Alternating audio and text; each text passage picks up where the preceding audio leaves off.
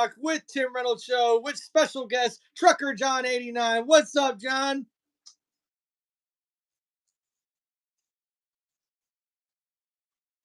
We'll do it best we can here. There's a little technology things that we've been having some issues with here as we tried to start probably about 20 minutes ago. But hey, we got it done. We got it the way we can do it, right? So let's go ahead and get talking about this wonderful week 4 in the NFL this year. And man, how about a crazy start to the week already with Thursday night football? I don't know if you got a chance to watch any of it yet, John, or check out any highlights yet.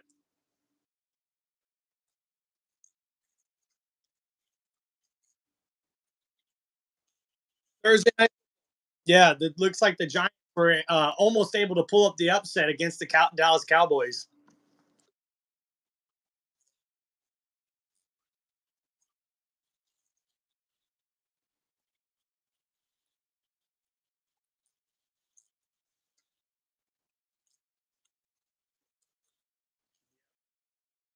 Yeah, they're able to win 20-15, even though they didn't score any touchdowns in the second half.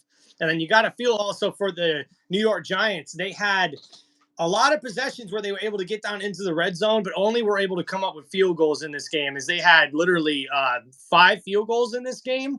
So that's all the points they were able to muster up in this matchup,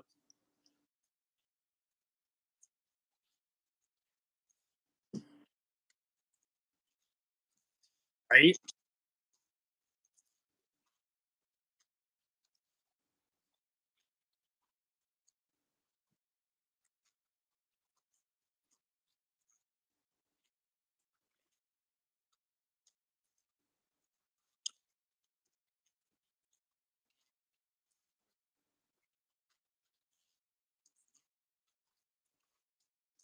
Yeah, I mean, Dallas got really lucky in this one, man. I mean, Jones was balling out until the fourth quarter. For whatever reason, in the fourth quarter, he only completed 50% of his passes and just wasn't able to get the ball in the end zone or get the Giants in position to win this football game. But as a Giants fan, you got to be a little bit like aggravated because the defense played so well. I mean, you hold Dallas to under 21 points, you should be able to win that football game from a defensive standpoint,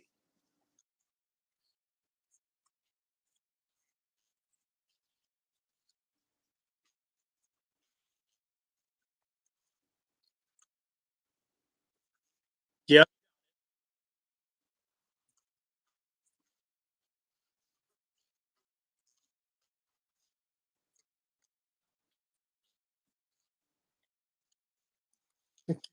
It's terrible.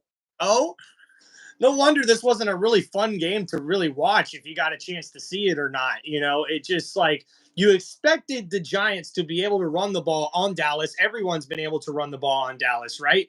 But it's just been really tough to see this offense not be able to do anything against that Dallas defense.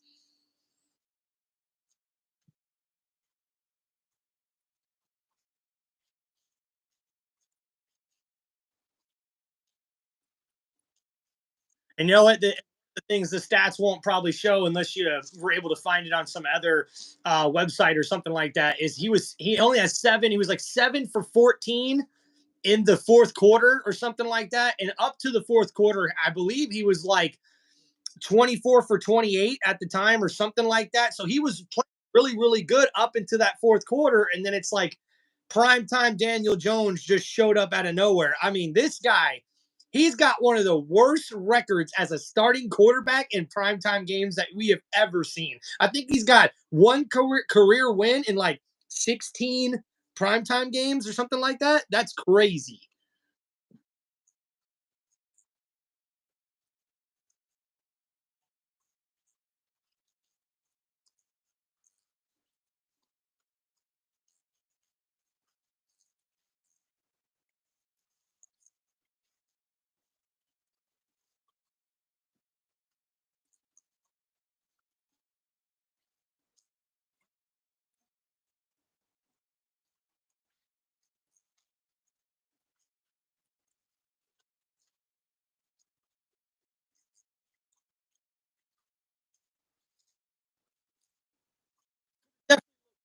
Right? They said it could have looked worse. Like it definitely could have been a much team as far as the Giants' perspective. I mean, Malik Neighbors balled out in this game. He ended up going out at the very end with the concussion that he suffered, but apparently he's going to be okay. And now he's got like a little extra kind of mini bye week to recover from that. But man, it's going to be tough though for the rest of the season as it doesn't get any easier for the Giants after this week. But let's go to the Dallas perspective here. I think if you're really looking at this from a football standpoint, Dallas got pretty lucky in this, but it also doesn't get any easier for the Dallas Cowboys. Their schedule gets a lot tougher in the next couple of weeks for them, and they really needed to get this win if they were going to have any chance whatsoever at making the playoffs this year. Don't you agree?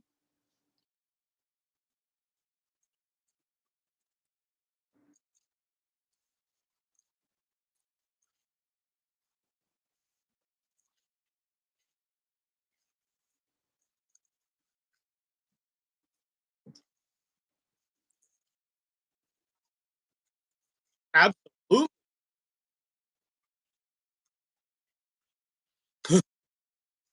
It was it was in Dallas. They showed up to Jerry World. Your Baltimore Ravens ran all over the Dallas Cowboys.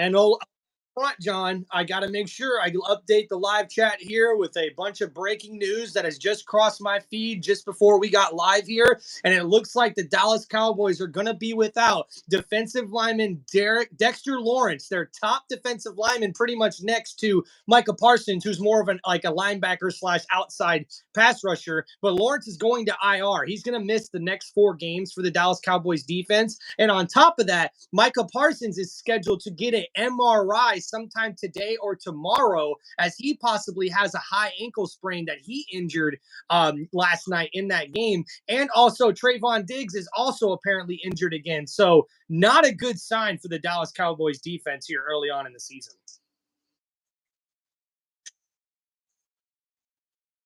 Yeah,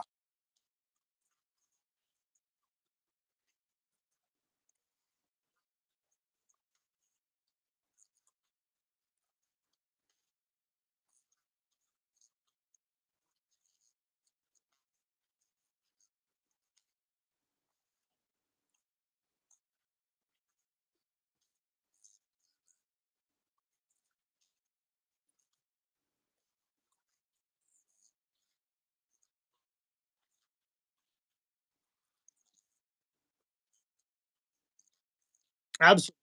And that's the only way they're going to be able to make it to the playoffs with the defense that they have, especially with the injuries. I mean, it's not really looking good as far as their contention for a Super Bowl this year.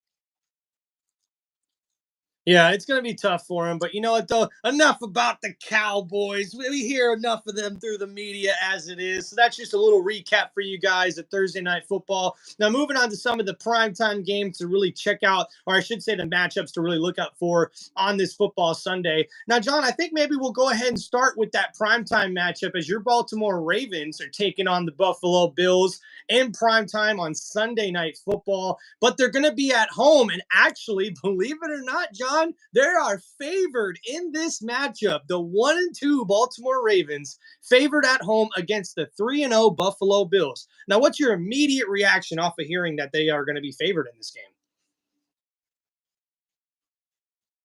Had to be a shock.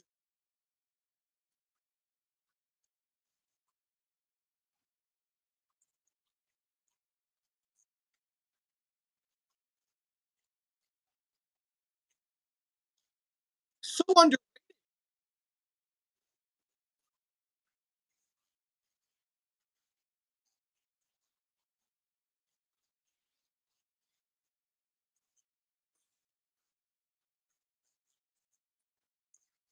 Right. Yep.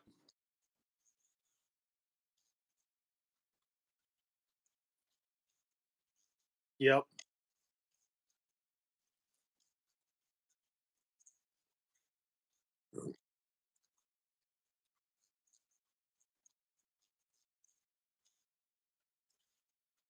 Get things.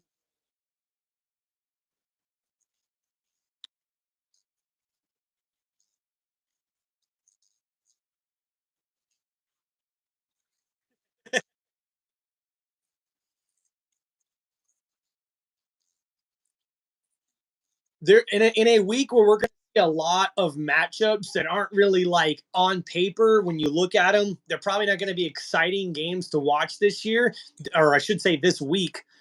This was definitely going to be one to watch and tune in for, especially when we seen this past Sunday the Baltimore Ravens finally start playing Baltimore Raven football, as they did exactly what they should have been doing all year long, that Coach Harbaugh didn't say they wanted to do, which was feed Derrick Henry the football. And I'm sure you were happy to see, I won't go back to look at the stats per se, but Lamar Jackson only had like 15 pass attempts in that whole game. Like, that's a game plan that the Baltimore Ravens can win a football game when you're playing this sort of that script of the way they know normally how to run the football. Exactly.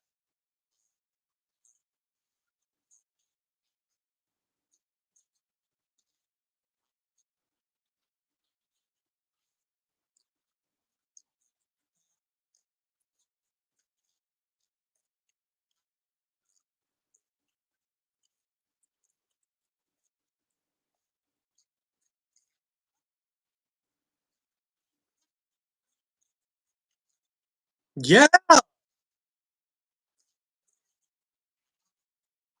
No.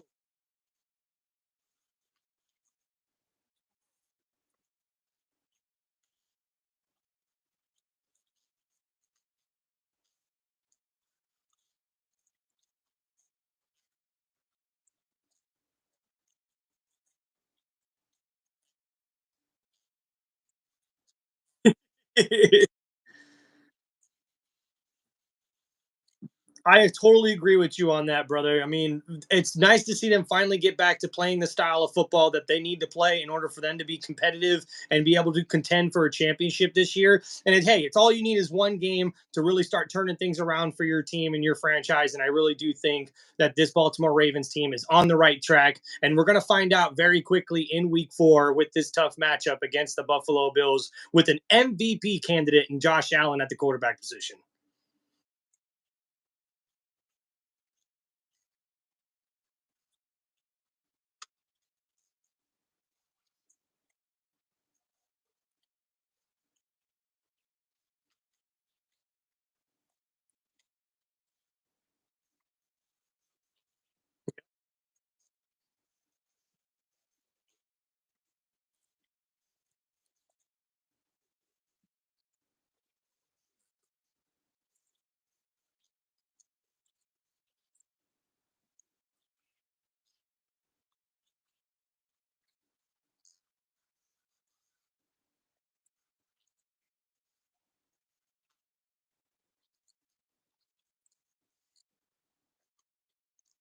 Totally, bro. I know you got to step away for a minute, so I'll go here and just see what the chat's got to say for a little while. As we got a bunch of good.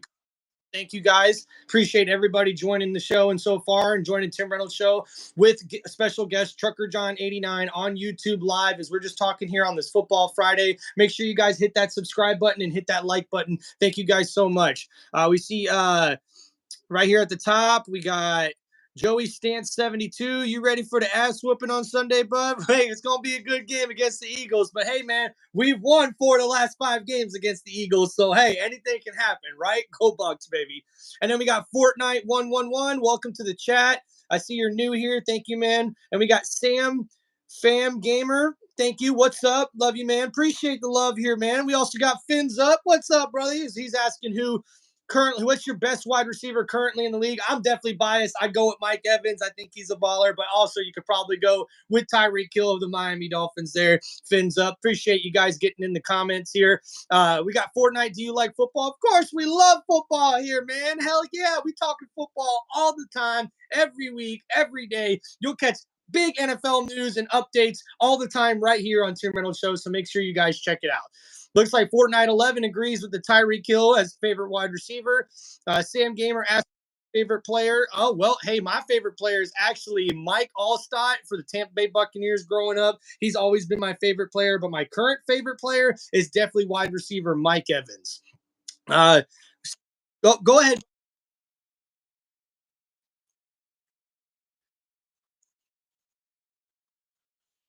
Fucking balling with Sam Darnold, fellow redhead, by the way. Freaking everybody wrong there in Minnesota. Shit.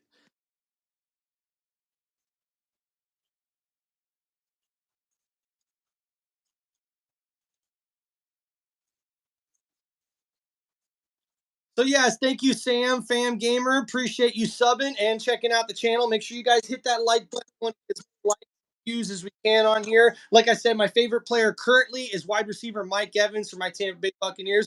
How about you, Trucker John? Who's your favorite player currently right now? Sorry, guys, having a little bit of technical difficulties. So appreciate you guys joining us, though. Now, this football Sunday is going to be pretty crazy. Now, we were talking about the Baltimore Ravens and the Buffalo Bills. Now, in this particular matchup, we're going to see that the Ravens are favored, even though the matchup predictor here on ESPN is showing that they have a 55% chance the Buffalo Bills do at winning this game on Sunday Night Football. But man, Lamar Jackson versus Josh Allen. That's going to be a really, really good primetime matchup for Sunday Night Football and one to definitely look forward to. As right now, quarterback Josh Allen for the Buffalo Bills is looking like the MVP frontrunner for the 2024 NFL season. Now, just going over some guys that are in and out for this game for the Buffalo Bills. They're going to be without linebacker Terrell Bernard as he's out for this game. We also know that Tyron Johnson, the cornerback, is also out for this game for the Buffalo Bills. And then for the Baltimore Ravens, Andrew Vorhees, a guard, is doubtful to play for the Baltimore Ravens in this one. They also have center Tyler Linderbaum is questionable for this matchup. So that's tough as we see two injuries there, one doubtful, one questionable for the Baltimore Ravens offense as they head into this game for Sunday Night Football. And then also looks like a cornerback, Jalen Armour Davis, cornerback for the Baltimore Ravens, has already been ruled out for this game. So there's just a couple of injury notes for that Baltimore Ravens game on Sunday Night Football against the Buffalo Bills.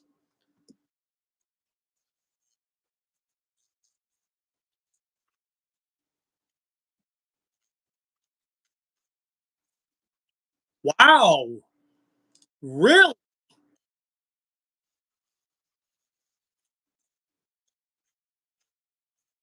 Man, interesting. That had to do with all those late points last week that Dak Prescott was able to get for the Dallas Cowboys.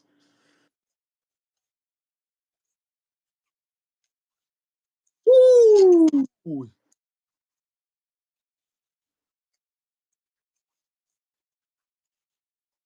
Wow!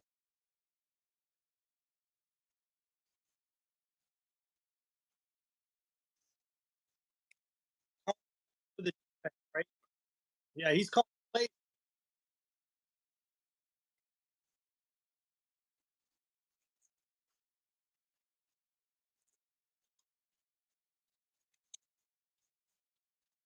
Wow. And hey, you're up against a tough offense in the Buffalo Bills who could definitely put up them points. I mean, dude, they put up 47 against the Jacksonville Jaguars on Monday Night Football.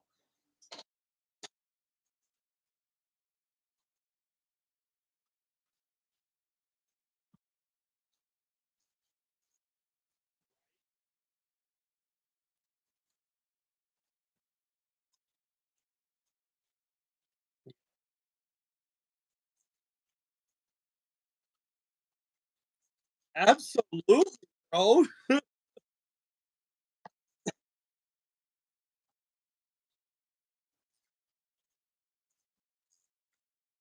I absolutely agree with you, man. And it's going to be a tough game and one of the better ones to watch on this NFL Week 4 Sunday. So we'll move on to the next one now. And just a little note for Buffalo fans, just in case you want to join the chat. Look, there's not a whole lot of guys to talk about on Buffalo besides Josh Allen there. There's no really household names yet on that offense or even really on that defensive side of the ball. So it's really cool to see a team that doesn't really have anybody well-known superstars, if you will, be able to go 3-0 already early in the season. And if they're able to get this win over the Baltimore Ravens, how can you not say that the Buffalo Bills are one of the best teams, if not the best team right now in the NFL? Would you agree with that?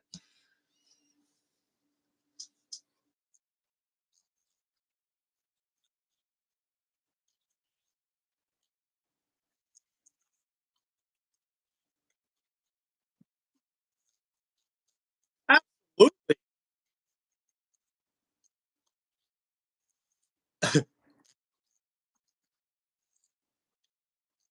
Can you imagine being a Buffalo Bills fan right now? Like, oh, or even forget even being in the Buffalo Bills locker room right now. Like, oh, so you're okay. So we just scored 47 points against an NFL team that legitimately made them look like a college team. And now you're going to tell us that the Baltimore Ravens are favored against us, undefeated Buffalo Bills. Okay. Like, needed any more motivation in this Sunday night football game. Am I right?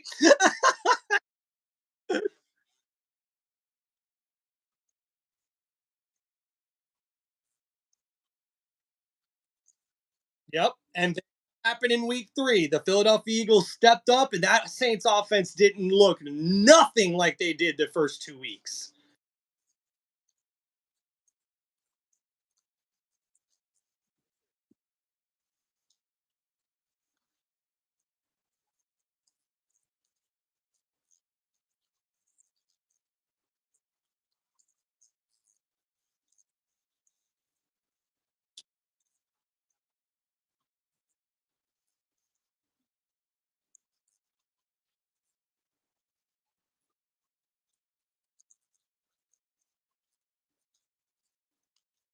This is definitely a good measuring stick for that franchise, and even Buffalo Bills is if they're able to get a win here too over the Ravens, that's going to be a big statement win for them as well. So guys, we'll move on to our next one for the NFL Sunday in Week 4, and of course we got to go over my Tampa Bay Buccaneers as they'll be at home at Raymond James Stadium taking on the Philadelphia Eagles, who come off a victory against the Saints, giving them their first loss of the year. And man, this matchup is always tough. Is for me, being a long-time, lifelong Bucks fan, this has been one of those sort of like rivalry games for us. It seems like anytime that the Buccaneers face off against the Philadelphia Eagles, you know you're going to get some smash mouth sort of football, old school style football in this one, especially after we've seen the Eagles defense step up really well against the New Orleans Saints team. And this Tampa Bay Buccaneers squad is coming off of a very sad performance against a Denver Broncos team who came in 0-2 and really made us look sloppy on the offensive line and defensive line for the Tampa Bay Buccaneers. So I just want to get your initial thoughts here, Trucker John, on your thoughts on this game.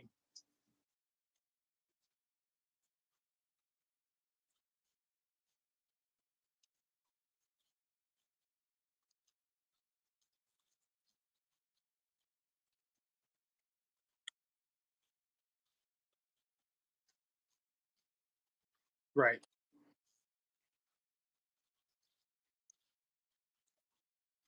I did.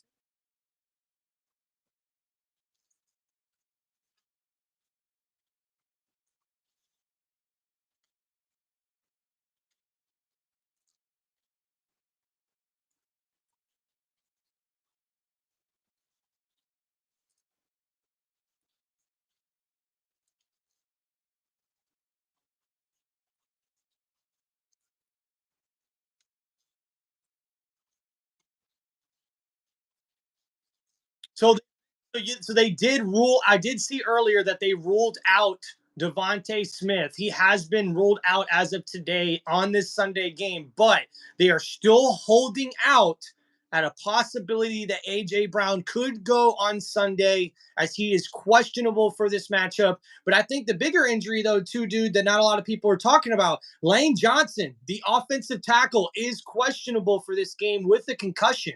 So with Devontae Smith already being rolled out, and that was a brutal hit last week. I don't know if you got a chance to see. That was bad. That did not look good as far as NFL standards go. And on top of that, somebody spit on Devontae Smith after he got that hit where laid him out and knocked him out of the game. So they're really lucky that this wasn't old school football that we grew up on, dog, because there would have been some fights happening in the middle of the field after something like that. But now some really serious injuries coming into play for this matchup here. And as far as the Buccaneers side, we already see that Calais Canty, the second-year defensive tackle for the Tampa Bay Bucks, the good run stopper, he's going to be out. And also Antoine Winfield Jr., the all-pro safety, will miss his third straight game here as he's already been ruled out for this game. But we also have running back Bucky Irving just popped up on the injury report this week, something to do in practice. I'm not sure exactly what he injured, but new news for Tampa Bay Bucks fans is that rookie wide receiver Jalen McCullen is doubtful for this game after getting injured in practice this week. So that's interesting to point out.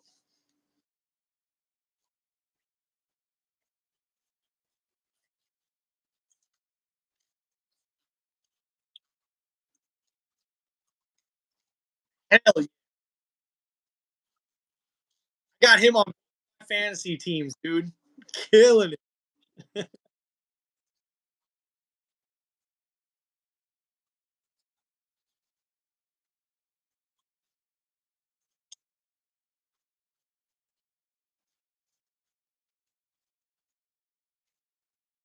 Damn. I like that. I love how you pulled that out there, man. And now I want to also get back to your comment. You see, you talk about Jalen Hurts playing some of the best football that we've seen. He's got, excuse me, over a 70% completion percentage, 772 yards passing so far on the season. I think he's actually got some pretty decent rushing numbers as well. But what's even more surprising for me is that he already has 4 interceptions on the season, and easily that could be 6, 7 interceptions, as I have seen throughout every single week. That defense that he has faced so far through the first 3 weeks of the season has dropped at least 1 or 2 other interceptions every single game. So that's been a little tough to watch from the Philadelphia Eagles fans' perspective there for Jalen Hurts and this offense, who I think they're still trying to find their groove right now.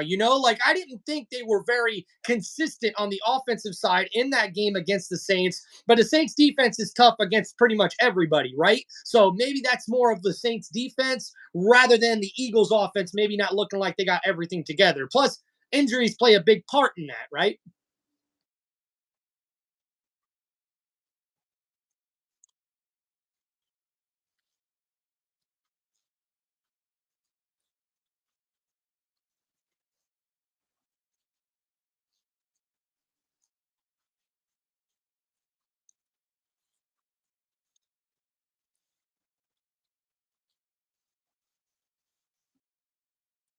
Yeah.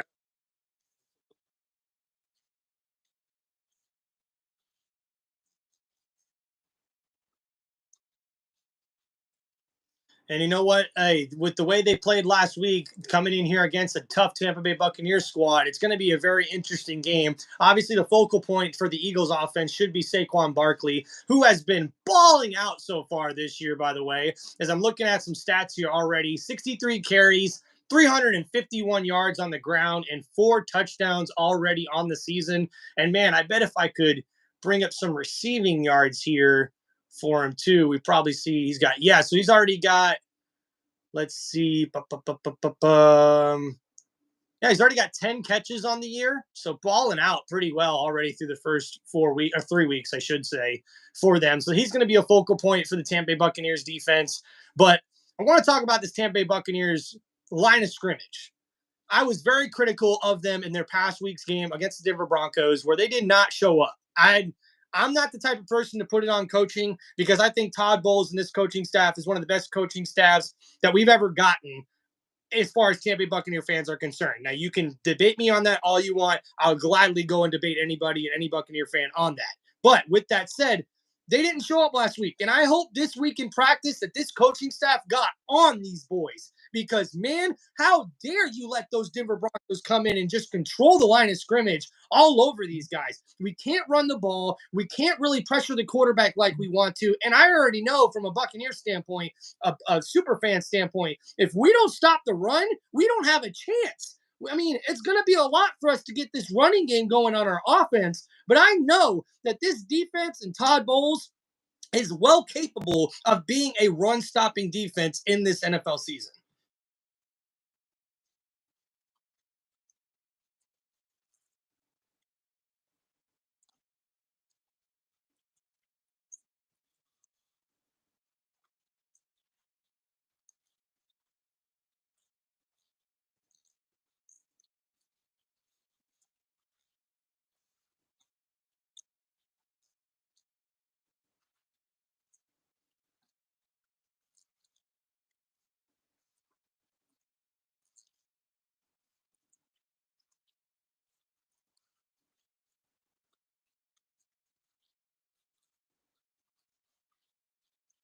Amen. And Philadelphia Eagles, I know, have actually had trouble this year, really actually more stopping the pass, I think, than they actually have with the run. With that said, I mean, what do you think is going to be the pivotal point here on who's going to be able to win this game?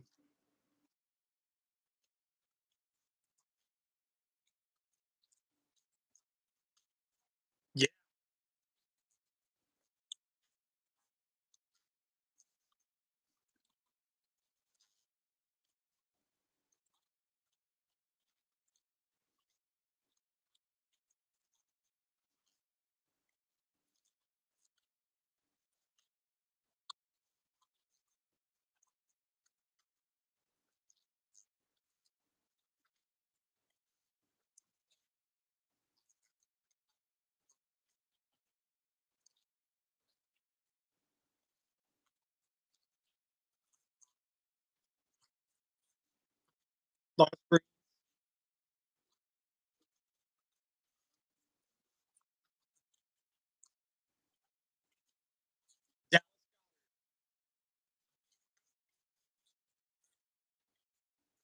yeah.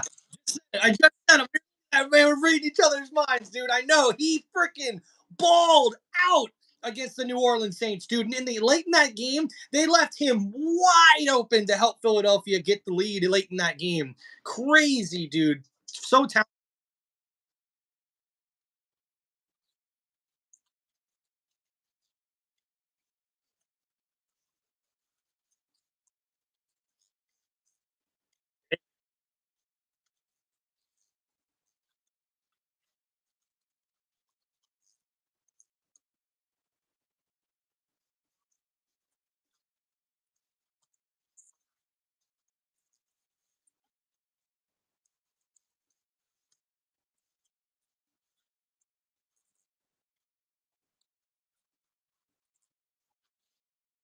Oh shit, bro!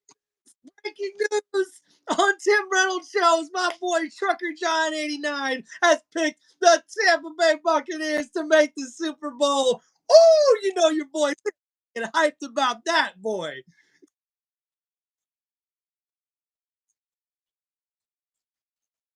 Oh, snap. And hey,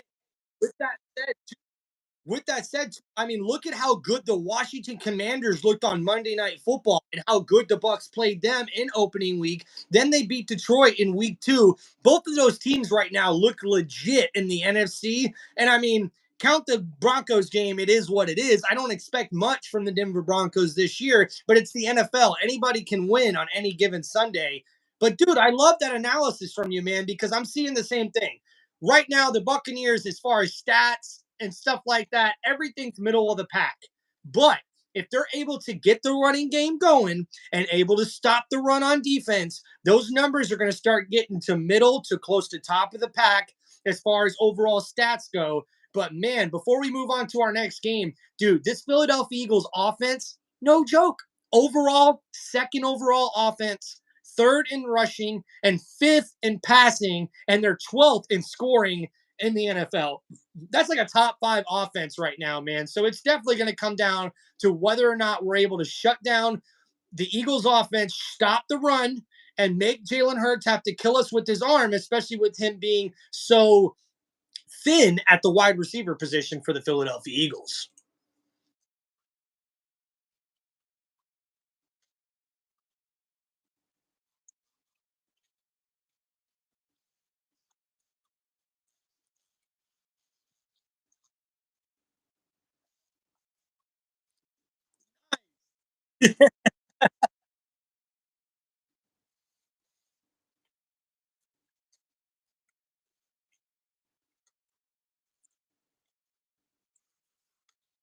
Right.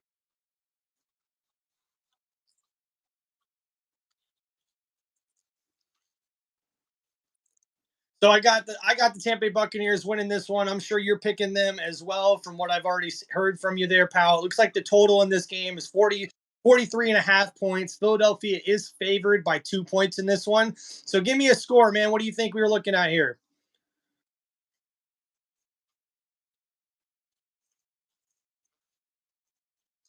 Yeah, that's about the same thing.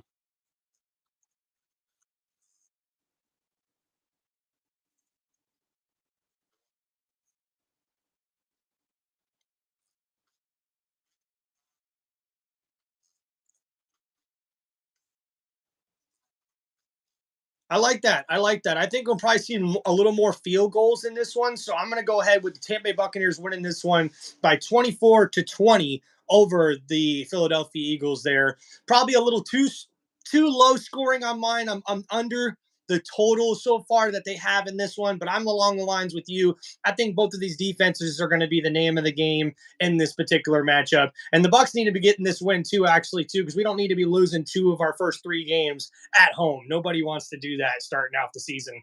So going over to our next game here, John, we're going with the Jacksonville Jaguars taking on the Houston Texans. And I think it's fair to say, John, there's not much to talk about in this matchup as the Jacksonville Jaguars look like a college football team on Monday night against the Buffalo Bills, who we just talked about earlier. I mean, bro, I like to root for the Jaguars. I'm from Florida. So any part of me that rooted for the Jaguars was so sad on Monday night to see when you give up 47 points in an NFL game. Ooh, it's just not good, bro. It's I guess there's only way to go is up from here for them. But going up against the Houston Texans, who just really got upset by the Minnesota Vikings last week, this is going to be a really bounce back game, I believe, for them, as it's going to be turmoil, dude. I think Jacksonville's probably going to end up being the worst team in the NFL this year, which is that's bad.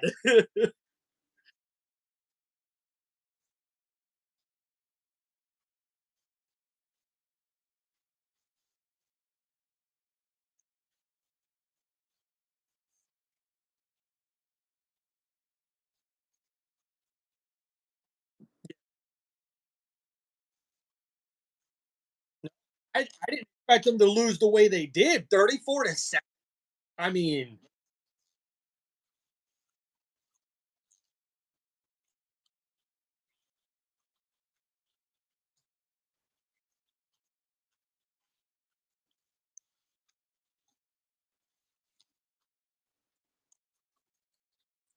yeah, we don't even have to put in a score for this one. We're going to make this one short and sweet. Now, just going over a few guys that may not be in this game. Running back Joe Mixon for the Houston Texans is questionable, and it's supposed to probably come down to a game time decision on whether or not he's going to play. But let's face it, this is definitely a good kickback, bounce back game for the Houston Texans offense. As we know, CJ Stroud's going to have this offense ready to go. And I really do think that the Jacksonville Jaguars just have a bunch of problems, and we'll have to see how the rest of the season plays out for them going forward after this game. So we'll go ahead, John, move on to the next one here, where we have an NFC South matchup where the New Orleans Saints are traveling to take on the Atlanta Falcons. This is also the Atlanta Falcons' third home game of the year, as both them and the Tampa Bay Buccaneers have had a lot of early home field advantage in this one. Total for this game is actually pretty low, 40.5. They have Atlanta favored by 3 points, but the Falcons have already dropped their first 2 games at home. How do you see this one playing out in a NFC South battle here?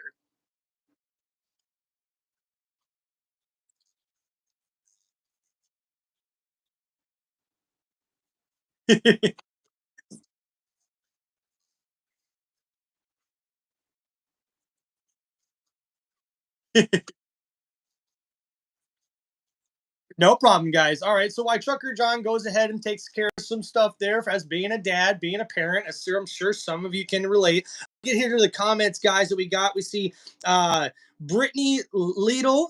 Lighty, I'm sorry if I mispronounced your last one, but it looks like she's liked and sub. Thank you for joining the chat. Appreciate it. Leon Marley, is AJ Smith and Devontae Smith out? Yeah, we just talked about that a little earlier in the video. Looks like the Philadelphia Eagles are going to be without wide receiver Devontae Smith in this Sunday's matchup, but AJ Brown is still questionable, and it may come down to a game time decision.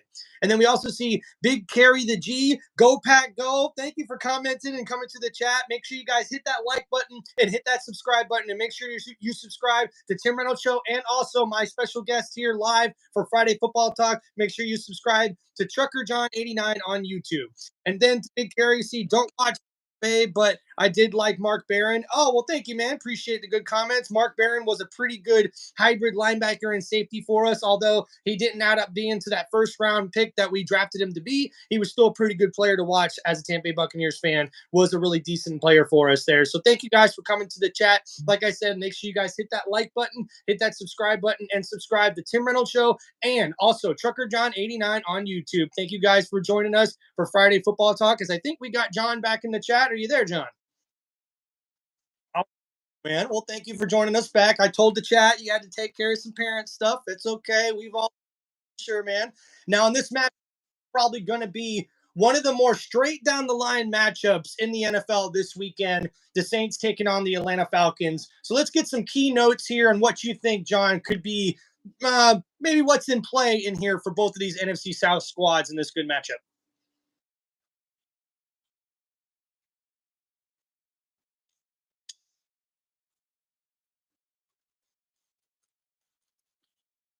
Right? I wouldn't have.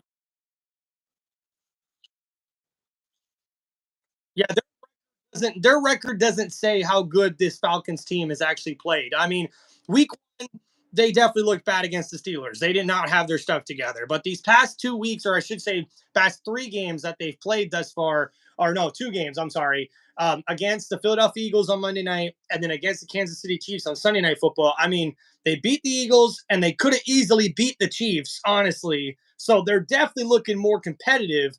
But man, I guess this one's more to say about the Saints, right? Because the Saints just looked like a completely different team last week. I mean, talk about not showing up against the tough opponent in the Philadelphia Eagles. So, what kind of team are we expected to see against this Atlanta Falcons squad, who I believe the Saints are definitely hands down better than the Atlanta Falcons? But, bro, have you seen the injuries piling up for the Saints right now?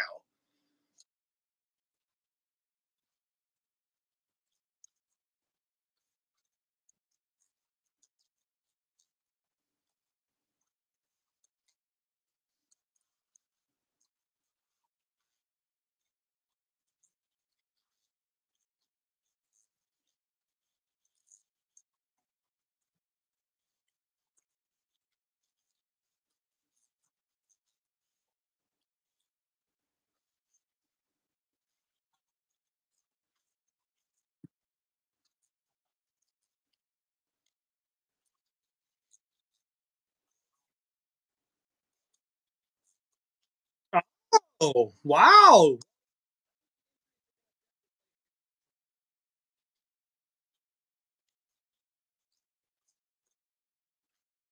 Oh, breaking news, folks! Check God's putting his money where his mouth is. That's for folks.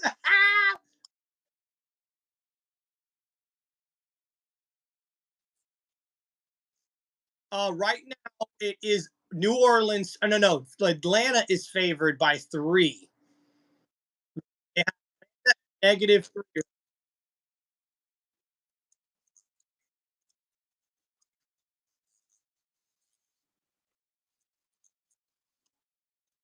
Yeah, and just we'll touch on those before we get off of this one, as it looks like center Cerise or Cirar, I'm pronouncing Cesar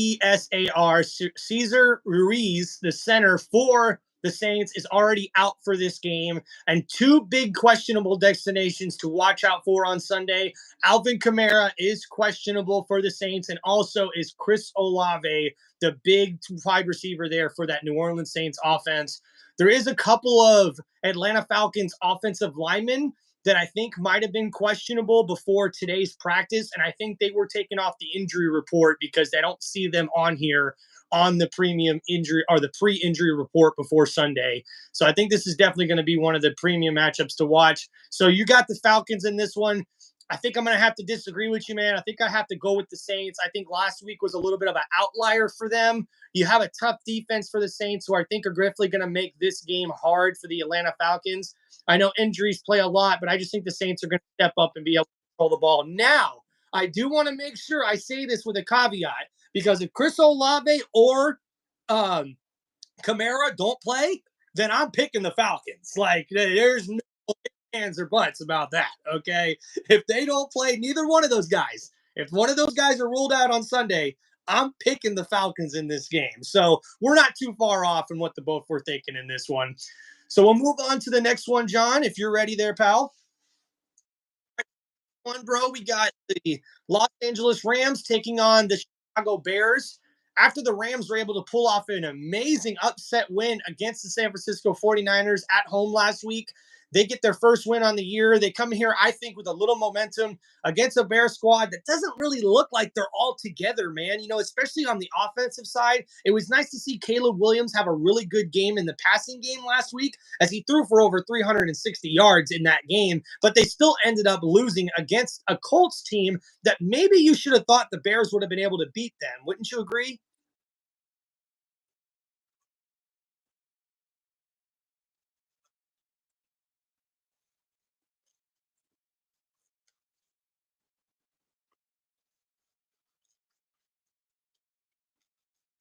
Okay.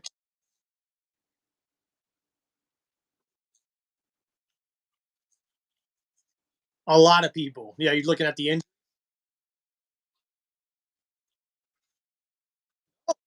No, it's sad. Like when you think about it, bro. Like, and I'll tell you this: how did they win that game against San Francisco with all of these guys out?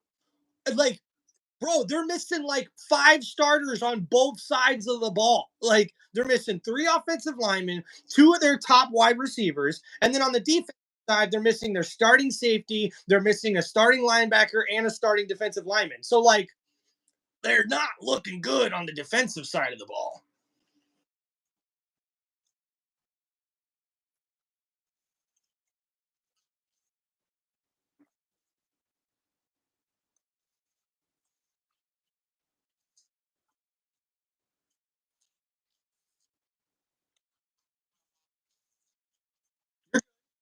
You're good. Another thing I want to point out here too is that the Chicago Bears last week faced an Indianapolis Colts team that was literally last in rushing defense, or I think second to last, next to the Dallas Cowboys, right?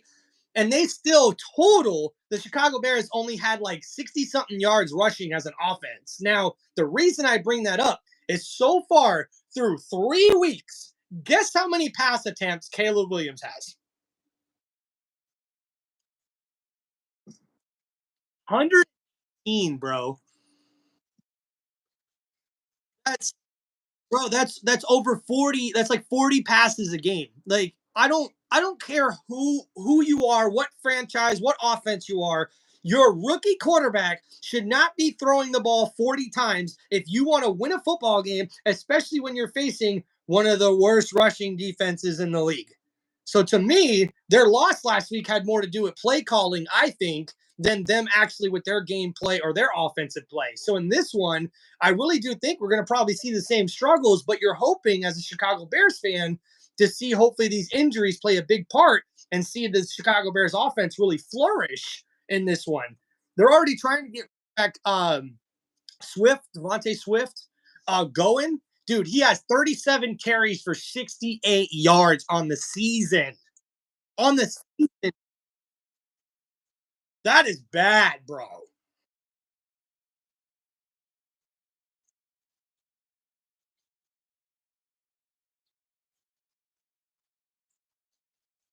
Nope. That a recipe to win a football game, no matter who it is. I don't care who the fuck it is.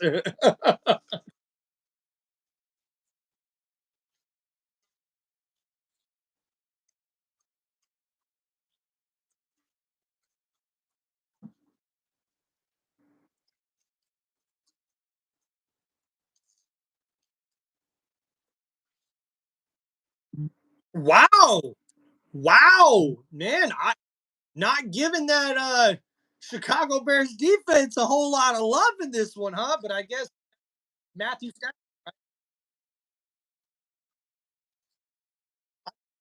I know you're Well, I know that you're a betting guy per se. Right now, the line this one, we have Chicago is favored actually by 3 in this one. Total points are 40 and a half for this particular matchup. But for me, I kind of have to agree with your pick here. I'm going to go with the Rams because I do think that running back Kyron Williams for the Los Angeles Rams should get a couple of TDs in this one and really help control the clock. Maybe Matthew Stafford won't have to throw 40 plus, 50 plus balls in this one to help this team get the win. But as long as it's close near the end, which the Rams have proven to be able to do that so far early in the season, you got to roll with Matthew Stafford and the Rams in clutch time.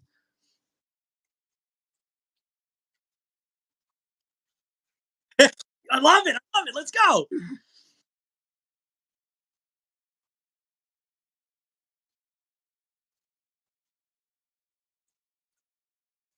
Wow. Well, you can pretty much mark that in, I think, for this upcoming weekend, as I definitely expect Matthew Stafford to get over 200 yards passing against this Chicago Bears secondary. Trust me on that one. Wow. Congratulations to him, man. That's a good little fun tidbit there.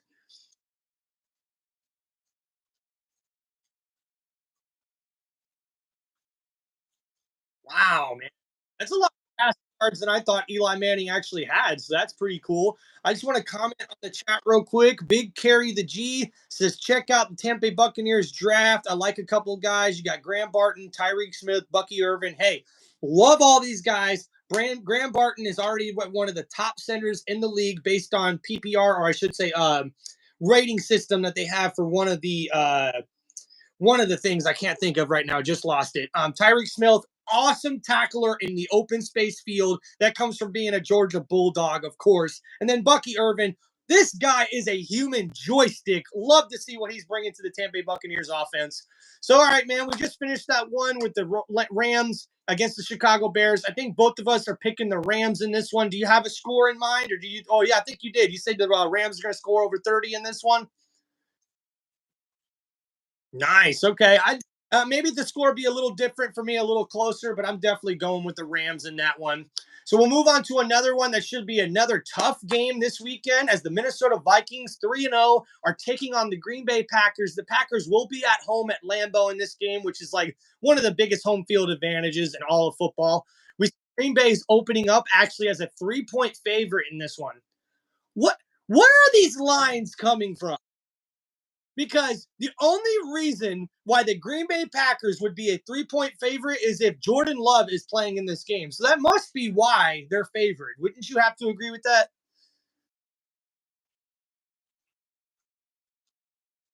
The difference,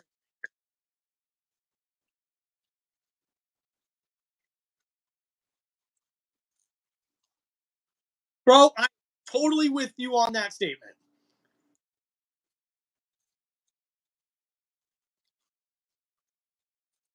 Whoa!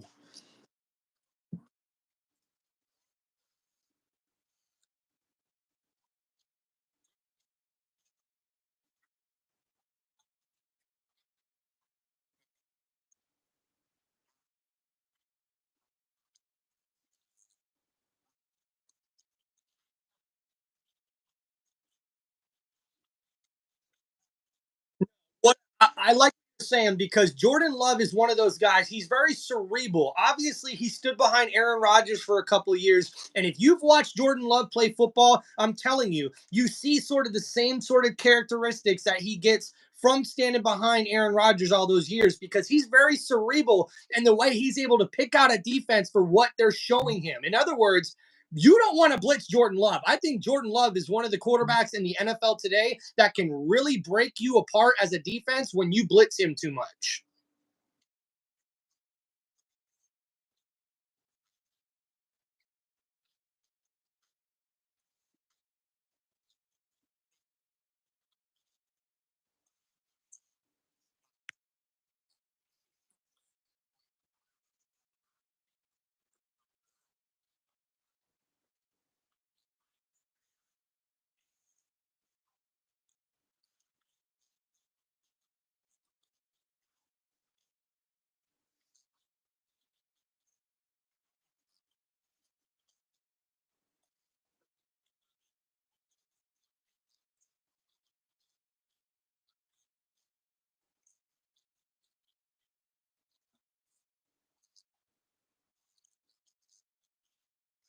Yeah, I think that's going to definitely be key as far as like what we're going to. It's like us picking this game. It's right down the middle. These two teams are definitely put up a really good show.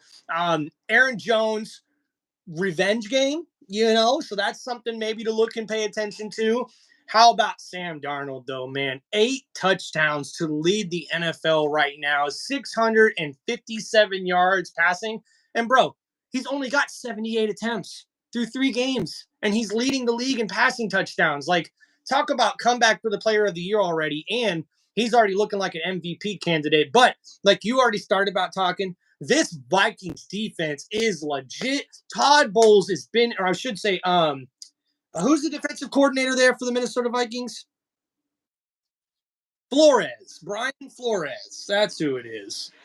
That guy is in his bag right now for that Minnesota Vikings defense. But the Green Bay Packers defense just had 8 sacks against the Tennessee Titans team, who I won't say nothing about the Titans. I know they're probably one of the worst teams right now in the league, but that's saying a lot for Green Bay Packers fans to see that that defense was able to come out and sack the quarterback 8 times. So I think that that Green Bay Packers defense is going to keep things close. But I think I have to agree with you with the playmakers that the Green Bay Packers have on offense. Running back Josh Jacobs, we've seen Reed really ball out for the wide receiver positions.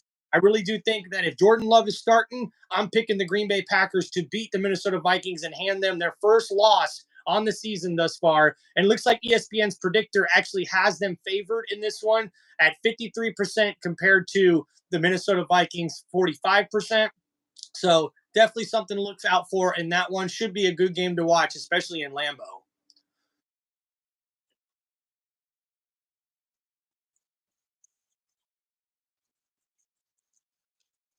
Amen. It looks like we got Packers in the comments here, man. We have Big Carry the G says, "Go Pack, go! This is a huge game for the Packers. Jordan Love probably going to play.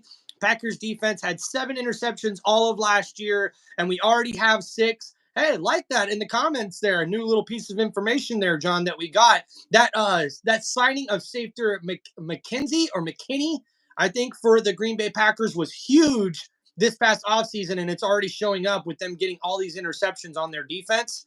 And here, the last comment here from Big Carry the G. "I'm not a betting man, but as a Packers fan, I feel like Aaron Jones versus a Cowboys type of game. I would be putting my money on him getting 3 touchdowns." Woo-hoo! Well, I'm glad I got him in fantasy. That's for sure. Let's go.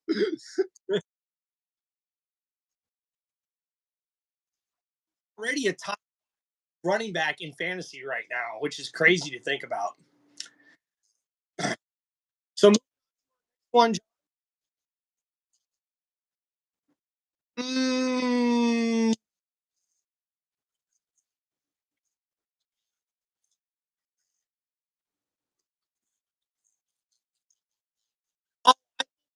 Dobbins is still leading the league in rushing, but as far as Aaron Jones's impact on the Minnesota Vikings offense in the running game and passing game, I'm just saying like he's been probably like a top 5 back, especially in fantasy. I guess I probably should clarify that, especially in fantasy now.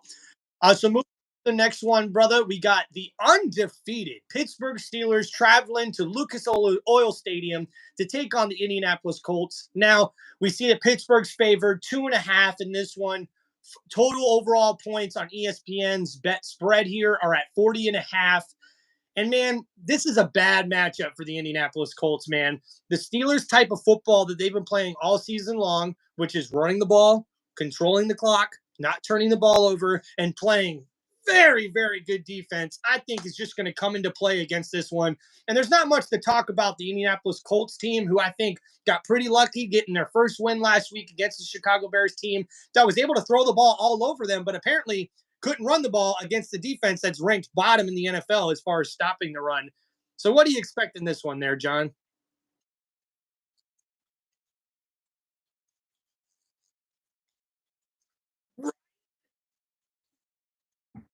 Good.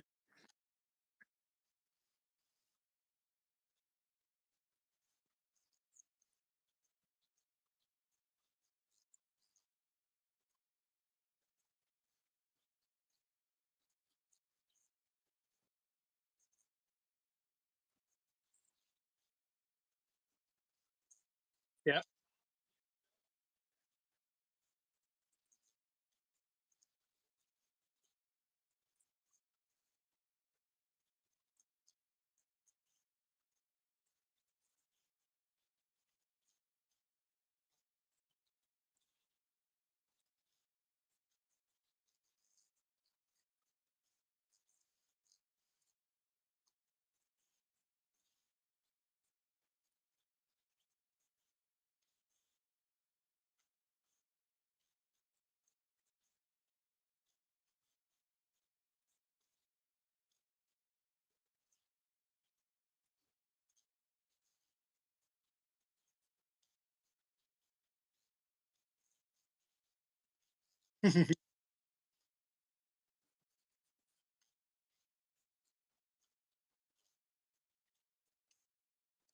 Okay.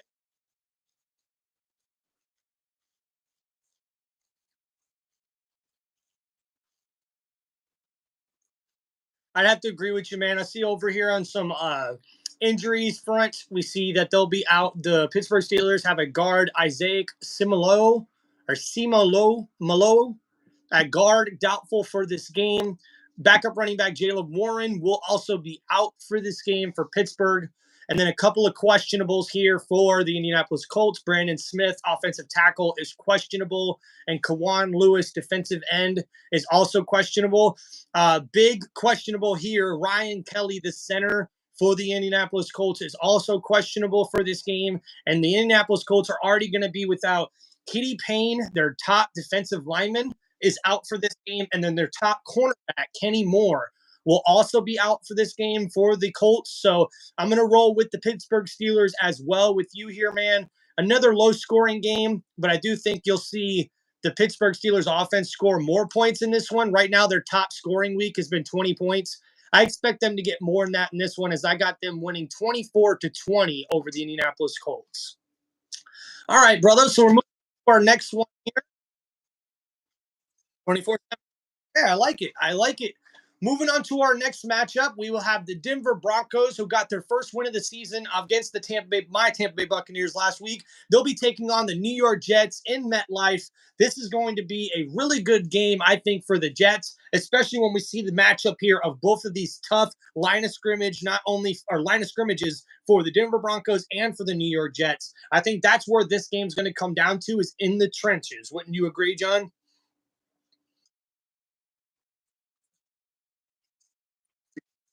Good, you're good, brother. If you got to mute and go, oh,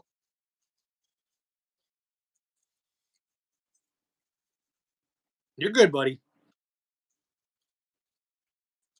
Okay, so guys, yeah, so as far as this matchup here, like I said, both of these line of scrimmages for both of these teams are really dominant. We've seen the Denver Broncos get the upset win last week. Why? Because they were able to control the line of scrimmage. They were able to get to Baker Mayfield and get a bunch of sacks in this one and disrupt the Tampa Bay Buccaneers offense. But we also seen the Denver Broncos sort of establish a somewhat of a offense, or a rhythm on offense, if you will. I mean, Bo Nix was able to kind of do a lot of things with his legs, which is why they were able to get the upset victory. But when it comes to this game, man, you got to think the New York Jets are going to dominate this matchup. It's just what it looks like on paper. Aaron Rodgers in this offense is definitely one of those teams you cannot bet against right now, as Aaron Rodgers is starting to look like he's coming back to form.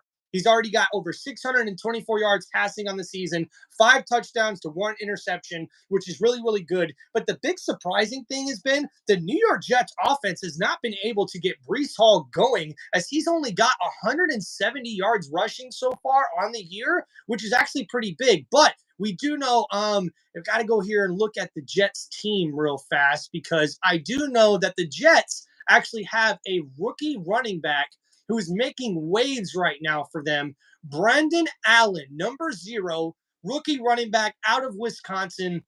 He's been taking some few carries away from Breece Hall, which is probably why his numbers have been so low, because he's really been killing it for them, giving them another playmaker in the backfield there for the New York Jets offense.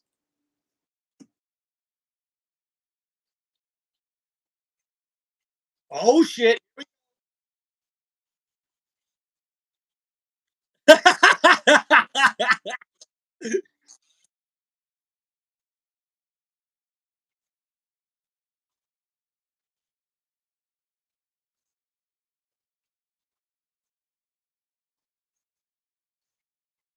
Mhm.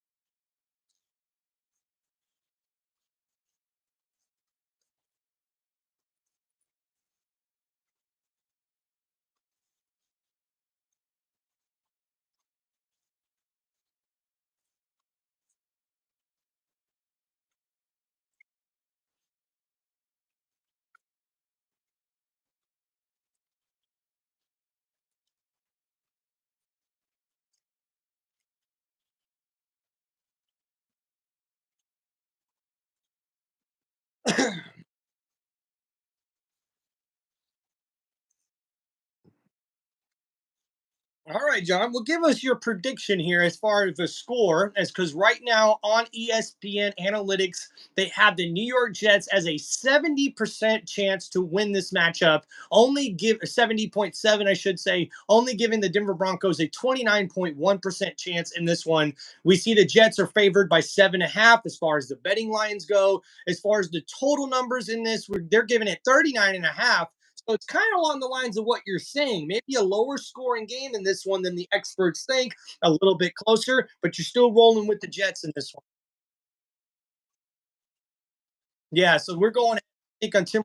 So I'm going to pick the New York Jets to beat the Denver Broncos in this one, as well as I think Aaron Rodgers is going to keep things rolling and keep things going for this New York Jets offense against a Denver Broncos team that has a couple of injuries of note to make sure we look and pay attention to, not only on the offensive line, but also they lost the linebacker to a torn ACL last week. Here, I'll click on the game real check out here. Looks like, yeah, Alex Singleton, he balled out last week, ended up tearing his ACL, but still completed the whole entire game. So I got to give a shout out to Alex Singleton, a tough son of a gun who was able to stick it out through that game last week. But Tim Reynolds Show is picking the New York Jets to defeat the Denver Broncos in this one. As far as the score goes, I'm going to have to go with New York Jets 27, Denver Broncos 24. So just like Trucker John 89 said, a little bit closer than the experts think.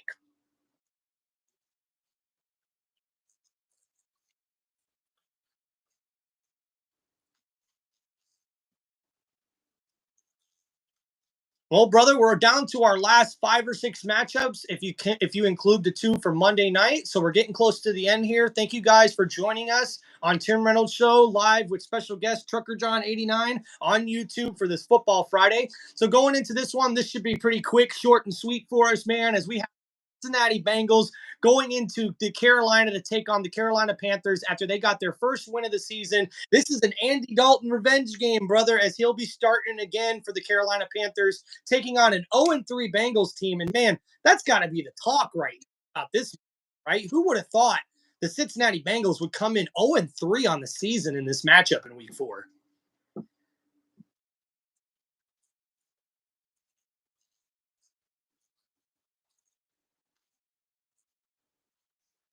You would have, right?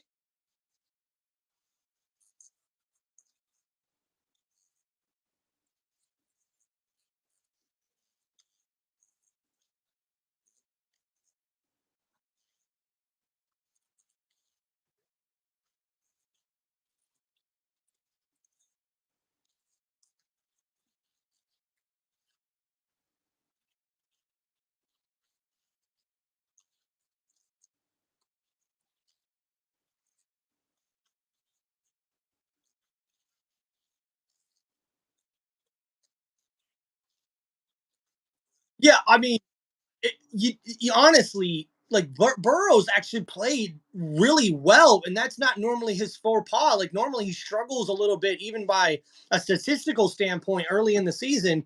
But you know what, bro?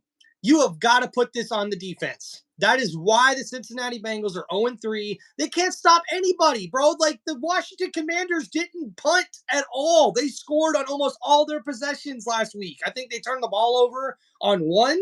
So, like, crazy to think about, man. When you give up 38 points against the Washington Commanders, that's not good. I don't care who your quarterback is.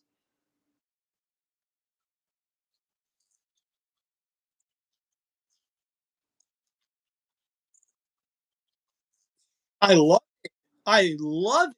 Oh, it's nice to see a crappy, shitty franchise get turned around pretty quickly because whether or not they make the playoffs this year is besides the point. You are seeing growth in this franchise and in this rookie quarterback, and that's what you want to see as a fan standpoint, which we'll definitely get to the Washington Commanders here pretty shortly. I think they're on the list here coming up. But yeah, definitely was a shocker to see that. Now, as far as this matchup goes, what's your prediction here, man? Andy Dalton coming off of that really badass game against the Raiders. He helps them get the upset win in this one. Do you think Andy Dalton's got it in him to get another upset victory here, to get a revenge over his Cincinnati Bengals squad?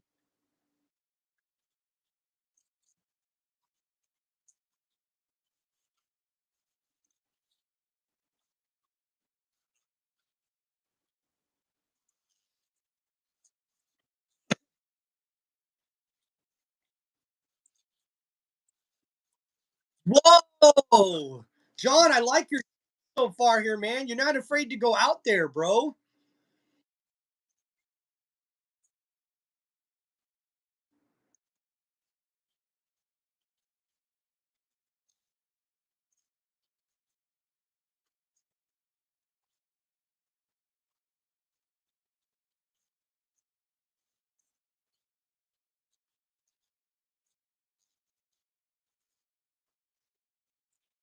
Yeah.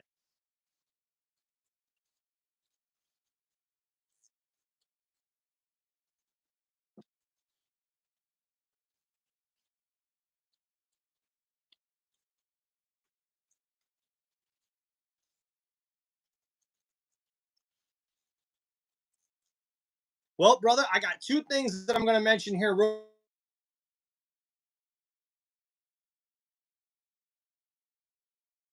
Sorry about that. You still there? Okay, cool. Sorry, a little glitch there, guys. Little technical problem. But yeah, guys. So in this one, I definitely think that the Bengals are just a little underrated right now. They haven't been able to get a balance on offense as far as rushing the ball compared to passing the ball. But the defense has been so horrible in this one. Now, I'm going to roll with the Cincinnati Bengals in this one because I just think this was probably like the Dallas Cowboys heading into Thursday Night Football. If the Bengals come in and are not able to defeat the Carolina Panthers, it's over. Like this Cincinnati Bengals season is over. And I think you have to start with my next question, which is to you, Trucker John. Do you start thinking about firing head coach Zach Taylor if they go and start the season 0-4?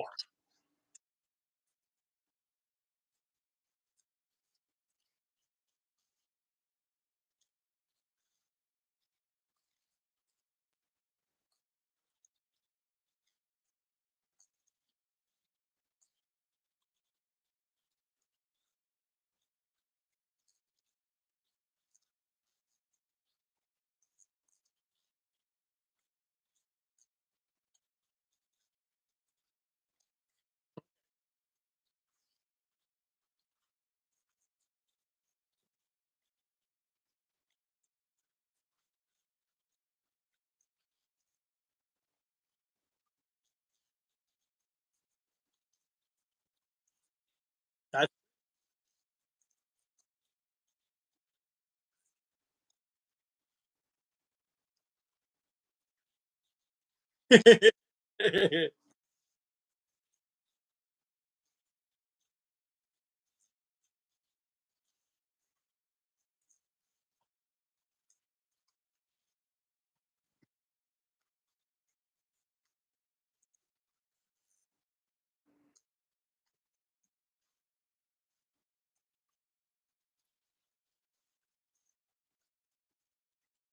All right, man. Well, going on to our next matchup, we got the Washington Commanders traveling to take on the Arizona Cardinals.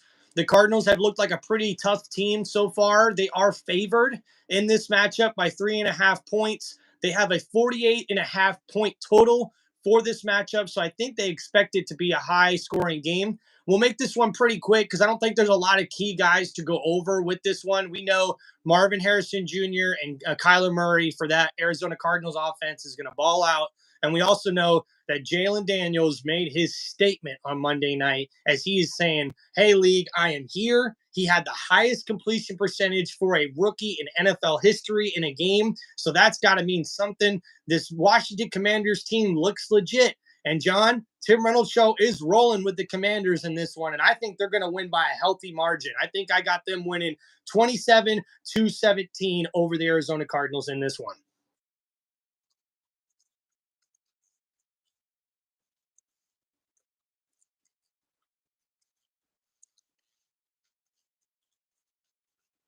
All right, man. Cool. So we'll move on to our next one, guys. And this one's probably a little bit of a, not much to mention or talk about in here, but maybe it could be interesting when we're talking about, next Friday, talking about this game. But the Patriots will travel to San Francisco to take on the San Francisco 49ers. And this particular matchup, obviously, I think we're both leaning towards the San Francisco 49ers, who are definitely looking for a bounce back game after losing late in that game against the Rams last week.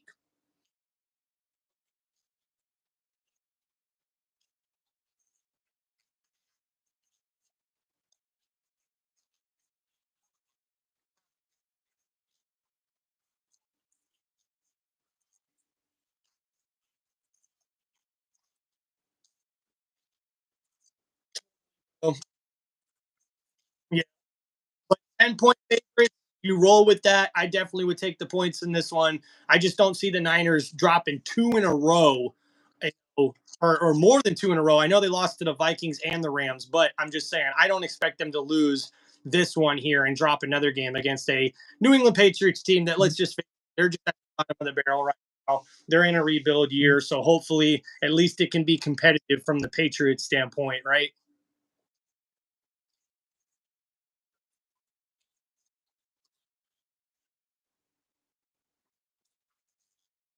Awesome. All right, guys. So moving on to our next one, we got the Cleveland Browns traveling to take on the Las Vegas Raiders.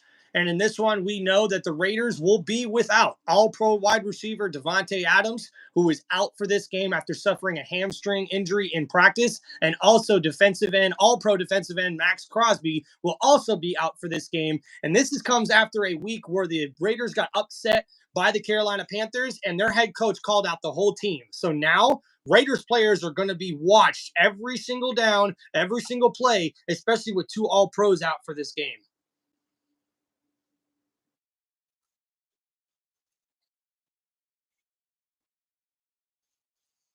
Terrible,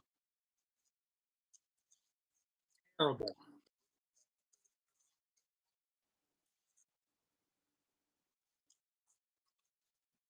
Oh, wow.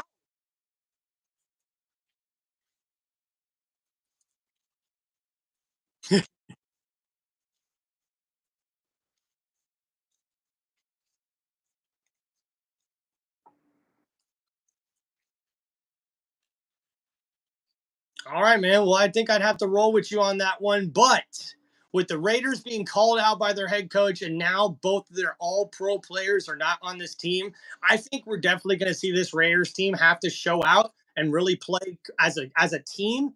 And I do think that the Browns are just a total mess right now. And I'm not really ready to roll with them. I'm not going to pick them in this game. Tim Reynolds is going to roll with the Raiders in this one. I don't have a score for you. All I know is that it's probably going to be low scoring in this one with how crappy these offenses have been playing all year. So moving on to our next, John, if you're ready, buddy.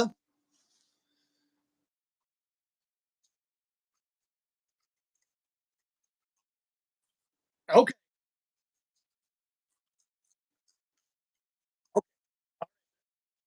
So next one, guys, then here we got the Kansas City Chiefs traveling to take on the Los Angeles Chargers. This should be a primetime matchup against two AFC West opponents. The Chiefs come in undefeated at 3-0, and the Chargers come in injury hampered in this one. Yes, folks, as we're going to go over the key injuries right now in this particular game. We know that quarterback Justin Herbert will be questionable in this game for the Chargers after he got hurt again, injured his already hurt ankle last week. And we also have found out that linebacker pass rusher Joey Bosa will be out for this game. And also Rashawn Slater, the offensive tackle there, will also miss this game as they will be out for the Los Angeles Chargers.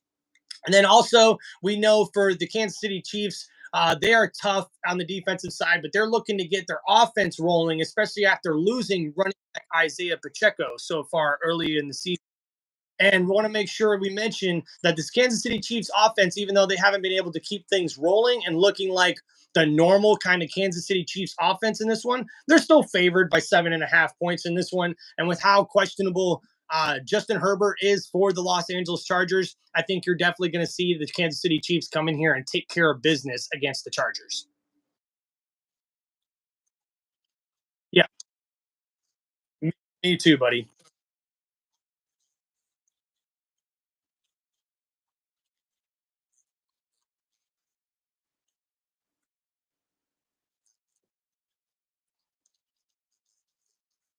Yep.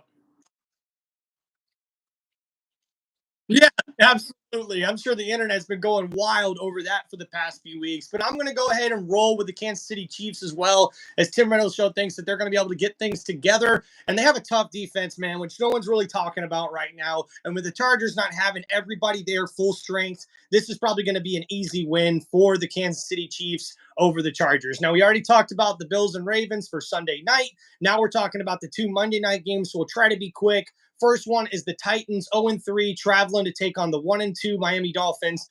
The point spread's small in this one, dude. Miami's only favored by one. I think Tyler Huntley is going to be the starting quarterback for the Miami Dolphins. So really, this one will just be kind of see what happens, right? Either one of these teams, I think, is going to be able to win, especially with the quarterback being what it is for the Miami Dolphins and the offense for the Tennessee Titans just looking so bad with all the turnovers so far earlier in the season.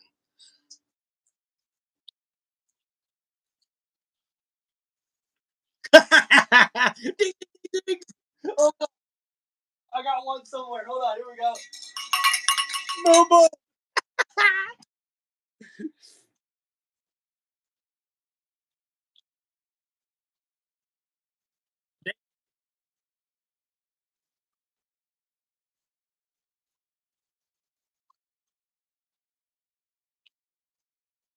Amen.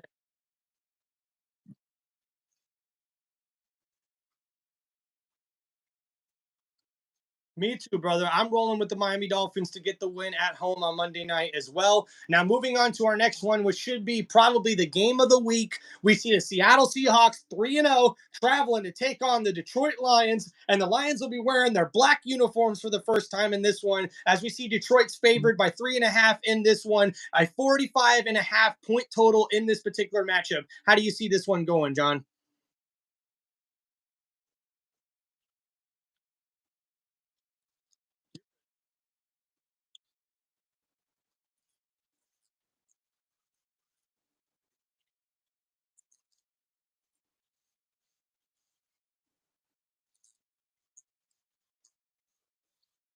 It's impressive.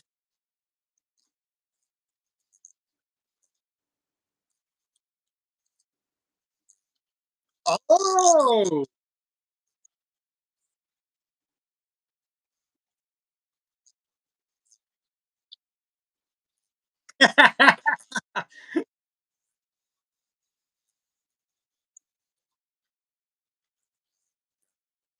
well, folks, I think we just heard in the chat there that John invited himself back on the Tim Reynolds show so we can go over his upset picks after.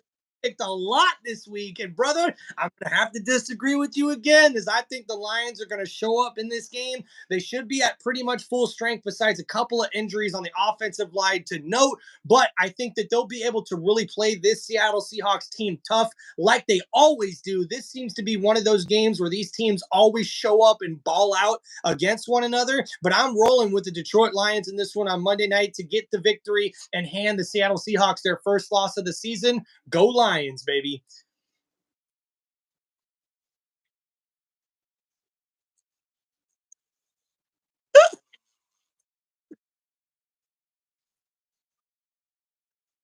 All right, well, because I'm pretty sure I know who you've rolled with so far in this one. So let's make sure we're going to do a little trivia right here at the end before we get off on the live stream. So for the Eagles and Buccaneers on Sunday, I know that me and John are in agreement. We're rolling with the Tampa Bay Buccaneers to get the victory in that one. We got the Jaguars against the Houston Texans. We are both on the same page in have the Texans winning that one. Our first one that we're divided on is the New Orleans Saints taking on the Atlanta Falcons. You have the Falcons winning that game. I have the Saints. The next matchup, we have the Los Angeles Rams taking on the Chicago Bears in Chicago. I believe we both have the Rams in that one, correct? All right. In the next matchup, we got the Minnesota Vikings taking on the Green Bay Packers. We both have this one with a little caveat, just like I may have said with the Saints, where if they're Alvin Kamara or Chris Olave doesn't play for the Saints, I'm rolling with the Falcons one. And this one, it's the same. If Jordan Love starts for the Green Bay Packers, we're both in agreement that the Green Bay Packers will win this one. But if Jordan Love doesn't play, we're both thinking that Minnesota will be able to take care of business. Correct? All right, so cool. Looks like I'm on track here, I believe. Next one, we got the Pittsburgh Steelers taking on the Indianapolis Colts. We're both in agreement on that one. We're both taking the Steelers, I believe. The next one we're divided on, as you have the Broncos getting the upset victory over the New York Jets. They're in New York. I have the Jets in this particular matchup. The next one, we also are in disagreement, as you have the Carolina Panthers getting the upset victory at home over the Cincinnati Bengals and knocking them down to 0-4 to start the season. And Tim Reynolds Show has the Cincinnati Bengals winning that matchup. The next one we're in agreement on, the Arizona Cardinals taking on the Washington Commanders. We're both picking the Commanders in that one, correct?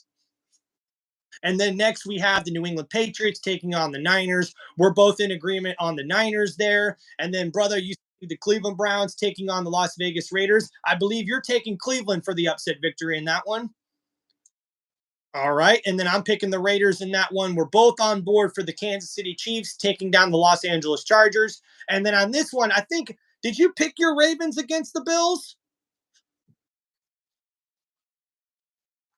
You picked the Bills, bro. I think you might have picked the Bills in this one. Oh, yeah, there it is. Spot. All right. Well, you know what, bro? I'm rolling with you, man. We gotta roll the dice sometimes. Let's go with the favorite in this one, right? You would think the Ravens would be the dog, but they're the favorite at home. Let's pick them to hand the Buffalo Bills their first loss of the 2024 season. We obviously what's that, man? Oh, okay. Nice. Nice game there. Dolphins, obviously, we both are on board with them beating the Tennessee Titans at home on Monday night. And then the next one, which we're in a disagreement on, you have the Seattle Seahawks, or yeah, you have the Seattle Seahawks defeating the Detroit Lions at home, and I have the Lions handing the Seattle Seahawks their first loss of the year on that Monday night to cap off week 4 of the 2024 NFL season. Trucker John 89, thank you so much for joining the channel here on Tim Reynolds Show as we guys did our Football Friday talk as we went over week 4 of the 2024 NFL season. John, anything for the chat before we go?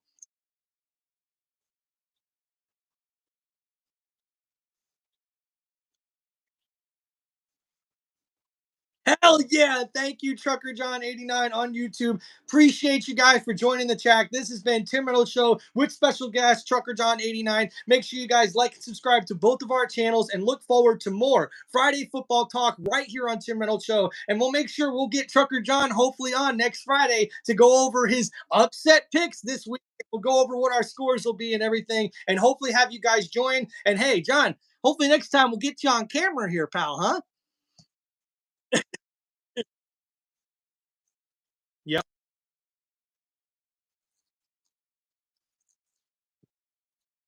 All right, man. Take it easy, brother. Guys, have a great day. Peace out, brother.